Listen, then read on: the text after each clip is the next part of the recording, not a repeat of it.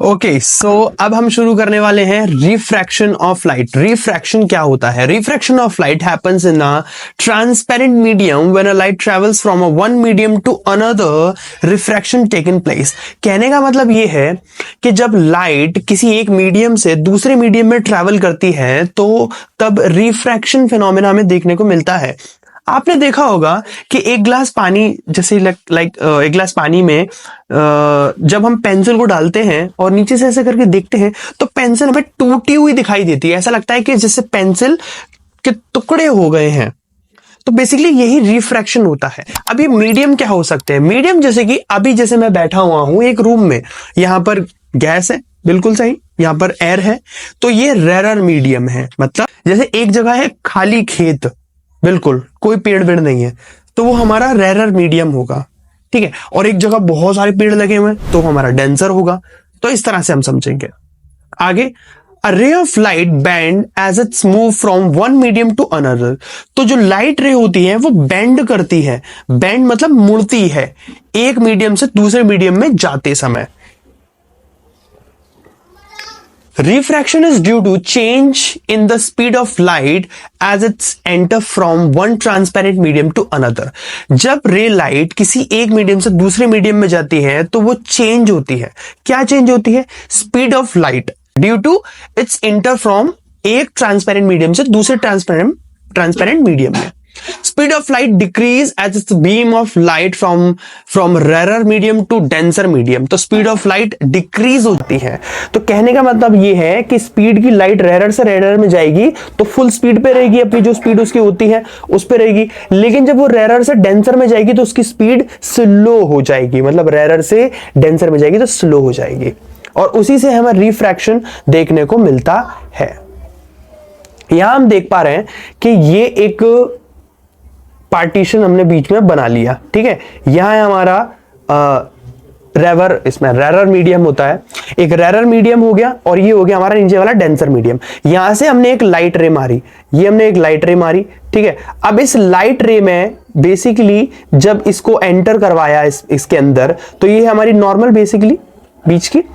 तो जब ये एंटर करेगी डेंसर मीडियम में, सो ये टूवर्ड्स द नॉर्मल बेंड होगी। टूवर्ड्स द नॉर्मल मतलब नॉर्मल लाइन की तरफ बेंड होगी लाइट, बिल्कुल सही, ठीक है।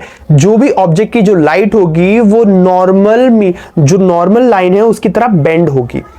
कब? जब रेरर से डेंसर में आएगी, और जब डेंसर से रेरर में जाएगी तो नॉर्मल से वो अवे बेंड होगी।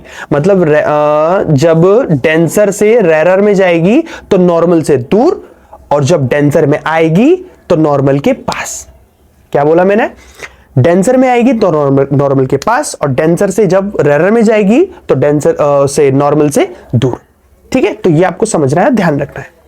When a light travels when ray travels from the rarer to denser, it bends towards the normal after refraction, and when the ray travels from denser to rarer medium, it's bent away from the normal, ठीक है, away from the, दूर उससे, normal से दूर। So some commonly observed phenomena due to refractions of the stone at the bottom of the water tub appears to be raised। जब हम एक tub के अंदर बॉटम में स्टोन्स वगैरह डाल देते हैं तो ऐसा लगता है कुछ वो ऊपर की तरफ आते हैं ना, ऊपर की तरफ हमें दिखते हैं। तो बेसिकली उसी का फिनोमेना है जो हमें रिफ्रैक्शन समझा रहा है। A fish kept in aquarium appears to be bigger than its actual size। एक फिश को जब हम एक्वेरियम में डालते हैं तो वो अपनी एक्चुअल साइज से बहुत बड़ी दिखाई देती है। The pencil partially immersed in a water appears to be displaced at the interface of the air and water. तो वो जब हम उसको बाहर निकाल देते हैं पेंसिल को तो वो नॉर्मल दिखती है, लेकिन उसके अंदर डालते हैं तो सकता है टूटी हुई है, ठीक है। तो ये रिफ्रैक्शन फिनोमेना के refraction through a rectangular glass slab. Okay, incident ray मारेंगे, इस तरह से इंसिडेंट रे आई यहां से, और ये टूवर्ड्स द नॉर्मल बेंड हुई, ये यहां तक आई। अब ये किसमें है? ये भाई कैसा है? ये डेंसर है। बाहर क्या था? रेरर था, ये रेरर है, और ये अंदर क्या है? डेंसर है। तो डेंसर में आई तो टूवर्ड्स द नॉर्मल बेंड होगी।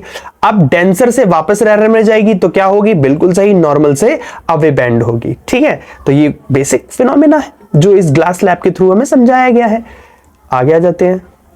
When an incident ray of light AO pass from a rarer denser error to the denser the medium glass at a point etc etc, ये सारी चीजें मतलब जो ऊपर किया हुआ है ना, ये पूरा लिखा हुआ है, आप इसको पढ़ लीजिएगा, आपको समझ में आ जाएगा, कोई मुश्किल की बात नहीं है। बस ध्यान ये रखना है कि लाइट जब रेरर से डेंसर में आएगी तो वो टूवर्ड्स द नॉर्मल बेंड होगी, और अगर डेंसर से रेरर में जाएगी तो वो अवे नॉर्मल की अवे बेंड होगी, मतलब दूर बेंड होगी। That's it. Note, when a ray of light is incident normally to its interface of the two medium, it will go straight without any deviation. क्या बोला उसने? When a ray of light is incident normally to the interface of two medium, it will go straight. वो straight जाएगी। अगर straight मारी जाए light तो वो straight जाएगी, ठीक है, straight जाएगी without any deviation, बिना किसी deviation के। Laws of reflection of light. So the incident ray of the refractive ray and the normal to the interface of the two transparent medium at the point of incidence all lies in the same plane. वो सारी same plane पे lie करती हैं, मतलब incident हो गया या reflection वगैरह हो गया, सब same plane पे lie करते हैं। Two ratios of sine of the angles of incident at the sine of angle of reflection is a constant. तो अगर हम जो रेशो लें sine of angle of incidence के और एंगल ऑफ रिफ्लेक्शन के, तो वो कांस्टेंट आते हैं हमेशा। एंगल ऑफ इंसिडेंट और एंगल ऑफ रिफ्लेक्शन कि जब हम रेशोज लेंगे तो वो कांस्टेंट वैल्यू आएगी। For giving colours and pairs of mediums this law is known as Snell's law. तो इसको स्नेल्स लॉ बोला जाता है, ध्यान रखिएगा हमेशा। Constant it's nothing but a refractive index कहा जाता है, ठीक है। It's a refractive index for the given pair of the medium. ये दो पेयर होते हैं उनका रेशो होता है, ठीक है। It is a refractive index of the second mediums with respect to the first medium, ठीक है, ये यहां बताया गया है। ओके, रिफ्रैक्टिव इंडेक्स थोड़ा और डिटेल समझ लेते हैं। Refractive index of the glass with respect is air is given by the ratio of speed of light with respect to the light in air to the speed of light in a glass slab। मतलब speed of light in a glass slab नीचे और speed of light air in ऊपर, इन दोनों का divide करेंगे तो हमें refractive index पता चलेगा, ठीक। The speed of light in vacuum इतनी होती है 3 × 10⁸ metre per second, and speed of light in air is emergently less compare to it that is in vacuum. Okay, so refractive index of air with respect to the glass is given by this। So यहाँ पर हम देख लेते हैं। refractive index of light in air नीचे रखेंगे, speed of light in a glass is ऊपर रखेंगे, और इसके बाद इसका रेशो निकाल लेंगे, वही हमारा refractive index होगा। The absolute refractive index of the medium is simply called a refractive index। इसको simply बोलते हैं, absolute refractive index is like a simply, जब हम इसको compare कर रहे हैं basically। Speed of light in air is c upon में speed of light in the medium upon v। और यहाँ पर हमें दिया हुआ है, देखिए, refractive index of glass is 1.52 and the refractive index of water is 1.33, ठीक। तो इस तरह से आप निकाल सकते हो। स्फेरिकल लेंस की अब बात करते हैं, which is very interesting topic. अच्छा, the transparent material bounded by two surface which one of the both surface are spherical forms of lens। Lens basically transparent होता है, जैसे कि हमारे मिरर के अंदर जो भी लाइट पड़ रही थी तो वो रिफ्लेक्ट कर रही थी, इसके अंदर से पास थ्रू हो जाएगी, ठीक है, इसके अंदर से मतलब निकल जाएगी। द कन्वेक्स लेंस कुछ ऐसे होता है, ठीक है, उसकी दोनों साइड्स जो होती हैं वैसे कर्व्ड होती हैं। The lens may have two spherical surfaces bulging outwards, it's called a double convex lens और सिंपली कॉन्वेक्स लेंस। तो इसको डबल कॉन्वेक्स और सिंपली कॉन्वेक्स लेंस भी हम कह सकते हैं। वो इस तरह से होगा, ऐसा आप देख पा रहे हो, इस तरह से। आप कनकेव लेंस होगा इस तरह से, और कॉन्वेक्स होगा इस तरह से, concave convex, concave convex, concave convex, इस तरह से हम समझेंगे।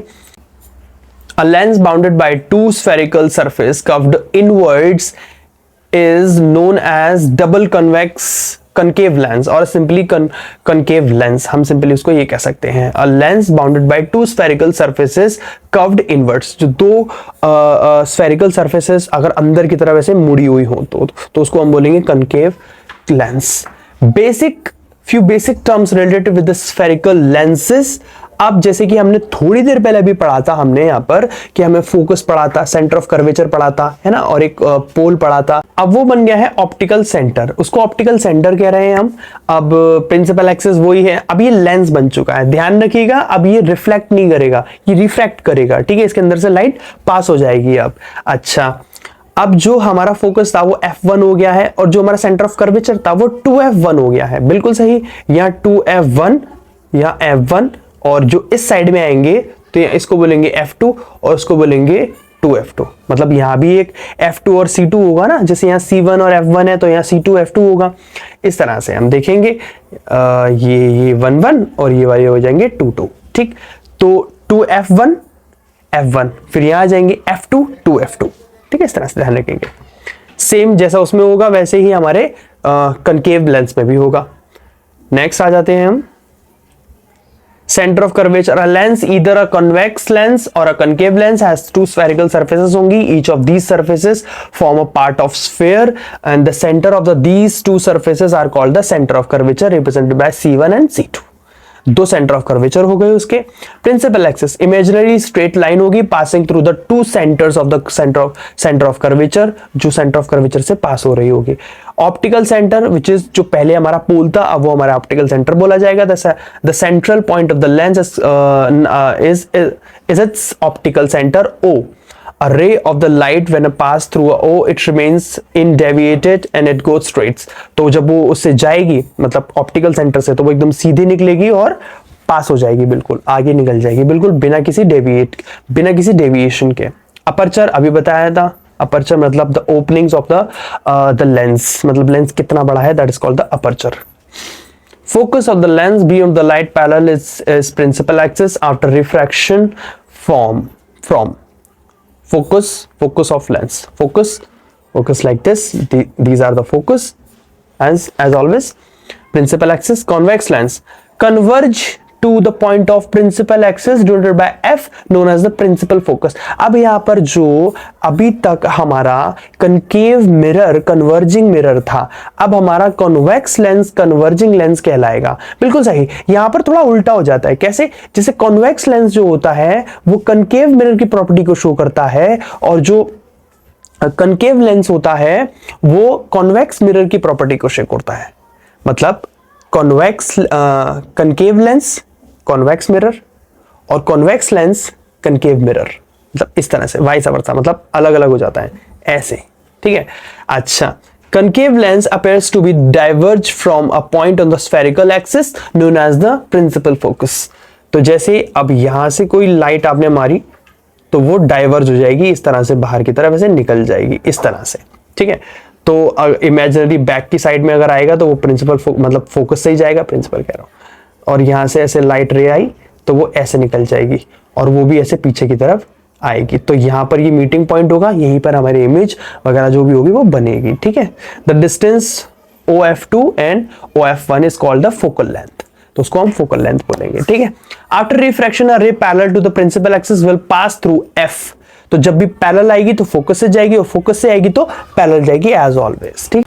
हाँ, तो ये पैरेलल आई तो फोकस से जाएगी, क्योंकि ये कौन सा है, ये कन्वर्जिंग लेंस है, विच मींस ये कॉन्वेक्स लेंस है, तो ये कन्वर्ज करेगा, एक जगह पर लाइट को इकट्ठा कर देगा, मतलब रेस को इकट्ठा कर देगा। और ये एक डाइवर्जिंग लेंस है which is called a concave lens, तो ये क्या करेगा, ये कन्वर्ज करेगा, मतलब ऐसे लाके लाइट को और ऐसे बाहर की तरफ निकाल देगा, इसलिए ये एक डाइवर्ज लेंस कहलाएगा। आगे चलते हैं।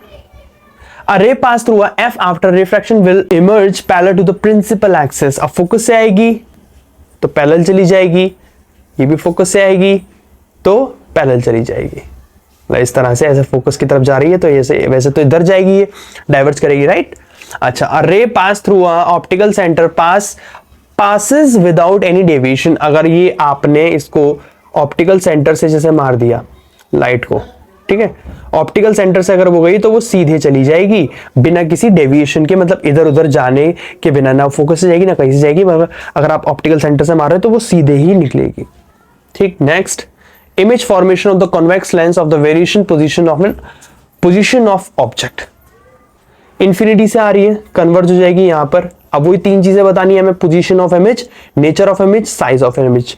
तो position of image at f2, मतलब f2 पर बनी है हमारी इमेज। इमेज का साइज कैसा है, हाईली डिमिनिश, मतलब पॉइंट साइज इमेज बनी हुई है हमारी। रियल और इन्वर्टेड है, मतलब उल्टी बनी हुई है, ठीक है। इसके बाद अब बियॉन्ड, मतलब किसके, 2f2 के परे, 2f1 के परे रखा गया है, बियॉन्ड रखा गया है। तो इसमें ऐसे करके ये आई और यहां से ऐसे निकल गई, ठीक है। दूसरी हमने यहां से ऑप्टिकल सेंटर से निकाली, तो ये ऐसे करके निकल गई, ठीक। अब यहां पर ये मीट करी है, तो मैंने बताया था जो रिफ्लेक्टिंग रेस के जो मीटिंग पॉइंट होते हैं वहीं पे इमेज बनती है, तो यहाँ इमेज बनी है। अब ये ऑब्जेक्ट का साइज देख लो, ये इमेज का साइज देख लो, तो देख लो पहले हम बताएंगे पोजीशन कहाँ है, ये f2 और 2f2 के बीच में है, तो यहाँ डाल दिया f2 और 2f2 के बीच में। और साइज ऑफ इमेज अब स्मॉल डाल दो, क्योंकि ऑब्जेक्ट तो हमारा बड़ा है, इमेज हमारी छोटी है, तो स्मॉल डाल सकते हैं। और अब ये नीचे की तरफ बनी है, देखो कार्टेशियन प्लेन ऐसा करके बनाएंगे प्लस, तो नीचे की तरफ बनी है। नीचे क्या होता है, y एक्सिस होता है जो नेगेटिव का होता है, मतलब रियल और इन्वर्टेड इमेज बनी होगी, ऐसे करके आराम से पहचान सकते हैं हम, ठीक है। इसके बाद ये और भी बनाई गई है, ठीक है, आप ट्राई करिएगा। अब आ जाते हैं इस पे, कनकेव पे। अब कनकेव क्या है, एक डाइवर्जिंग लेंस है, तो डाइवर्ज हो जाएगा, यहाँ पर ये डाइवर्ज हो गई, लेकिन ये पीछे से आएंगे तो ये फोकस से जाएगा, ऐसे ही यहाँ पर ऐसे जाके ऐसे चली गई, ठीक है। और यहाँ से ये इधर से जा रहा है, तो यहाँ पर इमेज हमारी फॉर्म होगी। अब image, position of an image as at f1 पे बनाई गई है। Nature of images virtual and erect, वो वर्चुअल और इरेक्ट बनी है। दूसरी चीज, size of the images highly diminished, वो बहुत ज्यादा छोटी बनी है, मतलब पॉइंट साइज बनी हुई है। और भी बनाई गई है, ये देखिए, जैसे ऑब्जेक्ट को 2f1 और f1 के बीच में रख दिया जाए, फिर ऐसे डाइवर्ज हो रही है, फिर ये देख पा रहे हैं यहाँ पर ये जो ऐसे अपवर्ड की तरफ बनी हुई है। So image size is very small, virtual और इरेक्ट, क्यों, क्योंकि वो अपवर्ड बनी हुई है, इस तरह से ऊपर की तरफ बनी हुई है, अपवर्ड बनी हुई है, तो वो वर्चुअल और इरेक्ट हो गई। और पोजीशन क्या बताएंगे उसकी, f1 और o के बीच में, मतलब f1 और o के बीच में, मतलब फोकस और ऑप्टिकल सेंटर के बीच में इमेज बनी हुई है। नेक्स्ट आ जाते हैं, sign convention of refraction of spherical lens similar to that of spherical mirror.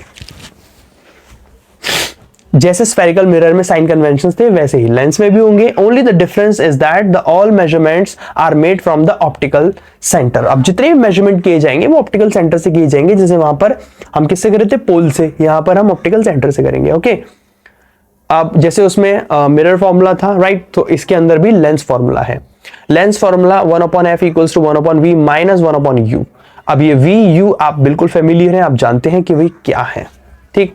f equals to, मतलब focal length equals to radius का हाफ कर देंगे तो वो हमारा फोकल लेंथ निकल जाएगा, इस तरह से। इसके अंदर भी मैग्निफिकेशन हो गया। अब सारी चीजें आप लोगों के लिए बेसिक है, सिमिलर है, ये सब आपको पता है। मैग्निफिकेशन आप क्या है, it is defined as the ratio of the height of an image upon the height of an object, right, रखेंगे। अच्छा ध्यान रखिएगा, m equals to v upon u। उसके अंदर क्या दिखाया जा रहा था, माइनस v अपॉन u, यहां पर पॉजिटिव है, ध्यान रखिएगा, वहां पर नेगेटिव था, यहां पॉजिटिव है। Next, similar, everything is similar, okay. Few tips to remember sign convention of the spherical lens. अब ये बेसिक है, चलिए फिर से मैं बता देता हूं। ऑब्जेक्ट हाइट, ऑब्जेक्ट की हाइट कैसी होगी, ऑलवेज पॉजिटिव, क्यों, क्योंकि ऑब्जेक्ट अपवर्ड होता है और अपवर्ड होता है y एक्सिस का पॉजिटिव, दैट्स व्हाई उसकी वैल्यू जो होगी वो पॉजिटिव में रखी जाएगी। इमेज हाइट, अब इमेज हाइट अब रियल होगी तो कैसी होगी, वो नेगेटिव होगी, क्योंकि रियल इन्वर्टेड होती है, जो नीचे की तरफ होती है, दैट मींस वो नेगेटिव होगी। वर्चुअल इरेक्ट होती है, वो अपवर्ड होती है, दैट मींस वो पॉजिटिव होगी, ठीक है। ऑब्जेक्ट का जो डिस्टेंस होता है from the optical centre is always negative, वो हमेशा नेगेटिव होता है। ऑब्जेक्ट होता है लेफ्ट हैंड साइड पे रखा रहता है, that is why it is always negative. The image distance from the optical centre अब रियल होगी तो वो पॉजिटिव होगी, और वर्चुअल होगी तो वो नेगेटिव होगी। क्या समझे, फोकल लेंथ, कॉन्वेक्स लेंस की फोकल लेंथ जो होती है वो ऑलवेज पॉजिटिव होती है, और कनकेव लेंस की ऑलवेज नेगेटिव होती है। फोकल लेंथ तो left hand side f1 f2 है ना, ये था ना वो चीज। पावर ऑफ लेंस क्या होती है, जैसे हम चश्मा लगाते हैं,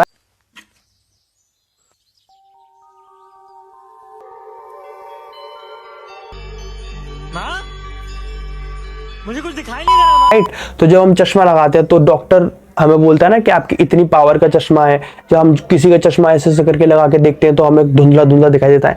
बेसिकली वो पावर का चश्मा होता है कि उसके लेंस के अंदर पावर होती है, डिग्री ऑफ कन्वर्जेंस और divergence of light ray achieved by lens is known as the power of lens. कि जो लेंस है चश्मे का, इसके अंदर कितनी क्षमता है कि वो किसी लाइट रे को कितना कन्वर्ज करेगा या कितना डाइवर्ज करेगा, उस पावर को बेसिकली बोलते हैं पावर ऑफ लेंस, कि उस लेंस की कितनी पावर है। वही जब हम लगाते हैं तो वो हमें धुंधला दिखाई देता है, क्योंकि ऐसे करके ऐसा करने से हमारे जो आईज के जो रेटिना होता है या जो हमारा लेंस होता है, जो फोकस होता है, वो उस चीज को एडजस्ट नहीं कर पाता है, ठीक है। तो हमारे लिए हाई पावर का होता है। It is defined as the reciprocal of the focal length represented by P. So F it is given in the meter, then P equals to 1 upon F. It is the reciprocal of focal length basically. F is given in centimeter, then P its power equals to 100 upon F. ठीक है। ऐसा unit of the power is of the lens is dioptre, इसको dioptre बोलते हैं, और denoted by D, उसको D से denote करते हैं। सो डायोप्टर और ID, इसको ID बोल सकते हैं। It is the power of lens whose focal length is 1 metre. So ID equals to 1 upon 1 metre, हम इसको लिख सकते हैं। Power convex lens or converging lens is always positive. The power of convex lens or converging lens is always positive. तो convex lens की जो power होती है वो हमेशा पॉजिटिव होती है। The power of concave lens और diverging lens is always negative. मतलब आपको ध्यान रखना है कि कॉन्वेक्स लेंस की हमेशा पावर जो होती है वो पॉजिटिव होती है और कॉन्केव लेंस की हमेशा नेगेटिव होती है। If any optical instrument have many lenses then net power will be, तो अगर किसी भी एनी ऑप्टिकल इंस्ट्रूमेंट, कोई भी ऑप्टिकल इंस्ट्रूमेंट है, हैव मेनी लेंसेज, उसके बहुत सारे लेंसेज हैं, so then the net power will be, तो नेट पावर क्या निकालेंगे, P equals to P1 plus P2 plus P3, जितनी भी पावर्स होंगे वो सबको प्लस कर देंगे, जितने भी होंगे उन सबको प्लस कर देंगे, तो हमारी नेट निकल जाएगी, मतलब नेट पावर निकल जाएगी। So that's it guys. तो ये था आपका लाइट एंड रिफ्लेक्शन और चैप्टर। आई होप आपको समझ में आया होगा। अगर फिर भी कहीं दिक्कत आ रही हो तो प्लीज मुझे कमेंट सेक्शन में जरूर बताइएगा। अगर मुझसे कोई टॉपिक छूट गया है तो आप मुझे कमेंट सेक्शन में जरूर पूछिएगा। अगर वीडियो अच्छी लगी तो वीडियो को लाइक कीजिएगा, चैनल को सब्सक्राइब कीजिएगा, अपने दोस्त के साथ भी शेयर कीजिएगा। मिलते हैं ऐसी ही नेक्स्ट वीडियो के साथ यार। जय हिंद, बाय बाय।